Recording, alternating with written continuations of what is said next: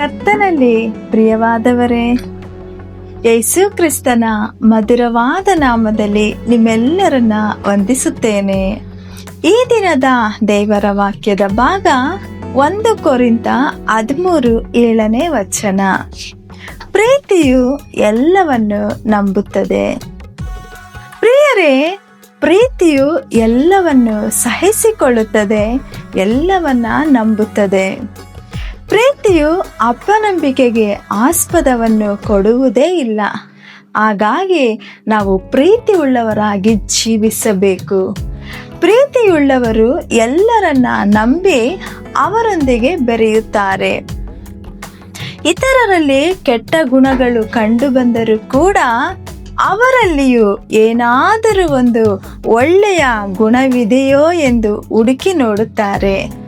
ಪ್ರೀತಿಯುಳ್ಳವರು ಇತರರಿಗೆ ಒಳ್ಳೆಯದನ್ನು ಮಾಡಲು ಮತ್ತು ಸಹಾಯ ಮಾಡಲು ತಮ್ಮಿಂದ ಸಾಧ್ಯವಾಗದಿದ್ದರೂ ಇತರರು ಚೆನ್ನಾಗಿರಬೇಕೆಂದು ಭಾವಿಸಿ ಯಾರಿಗೂ ತೊಂದರೆ ಕೊಡುವುದಿಲ್ಲ.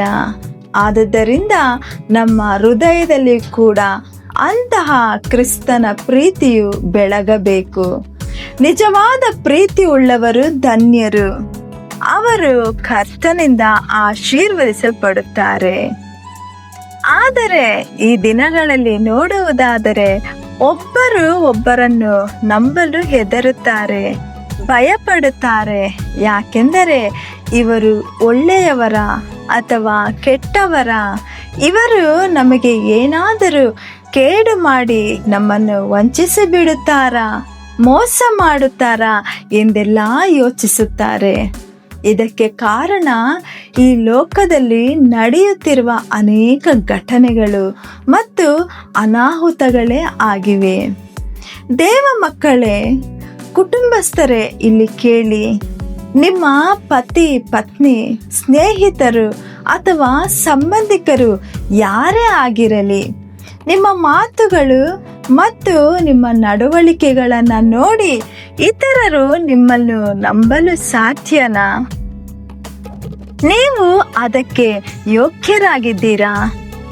ನಿಮ್ಮನ್ನು ನಂಬಿ ಯಾವುದೋ ಒಂದು ವಸ್ತುವನ್ನು, ಒಂದು ಕೆಲಸವನ್ನು, ಒಂದು ಜವಾಬ್ದಾರಿಯನ್ನು, ಒಂದು ಸೇವೆಯನ್ನು ಒಪ್ಪಿಸಿದರೆ ನೀವು ಅದನ್ನು ಹೇಗೆ ನಿಭಾಯಿಸುತ್ತೀರಿ?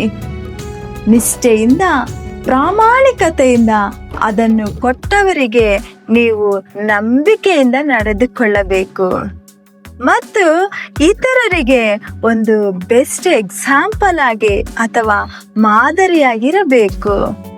ಇದೇ ನಿಜವಾದಂತಹ ಕ್ರಿಸ್ತನ ಪ್ರೀತಿಯಾಗಿದೆ. ಆದುದರಿಂದ ಈ ದಿನದ ವಾಕ್ಯದ ಪ್ರಕಾರ ಪ್ರೀತಿಯು ಎಲ್ಲವನ್ನ ನಂಬುತ್ತದೆ ಮತ್ತು ಎಲ್ಲವನ್ನು ಸಹಿಸಿಕೊಳ್ಳುತ್ತದೆ ಎಂಬುವ ರೀತಿಯಲ್ಲಿ ನೀವು ಎಲ್ಲರನ್ನು ನಿಷ್ಕಪಟವಾಗಿ ಪ್ರೀತಿಸಿರಿ. ಹಾಗಾಗುವಂತೆ ದೇವರು ತಾನೇ ನಿಮ್ಮೆಲ್ಲರನ್ನು ಆಶೀರ್ವದಿಸಿ ಬಲಪಡಿಸಿ ನಡೆಸಲಿ. ಆಮೇನ್. God bless you.